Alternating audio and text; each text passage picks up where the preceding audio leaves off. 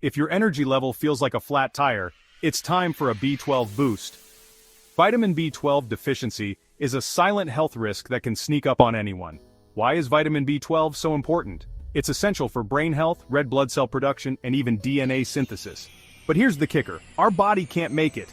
So where do we get it? Meat, fish, and dairy are top sources. Veggies, not so much, but don't worry vegetarians. Fortified cereals, plant-based milks, and B12 supplements have got you covered.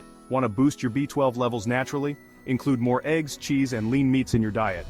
Vegans, consider fortified foods and a good quality B12 supplement. Stay ahead of your health game by making these simple changes today. And hey, if you found this tip helpful, hit that subscribe button for more amazing health hacks. Like, share, and comment below with any questions. We're here to help you live your healthiest life. Thanks for watching. Don't let vitamin B12 be the silent risk in your life.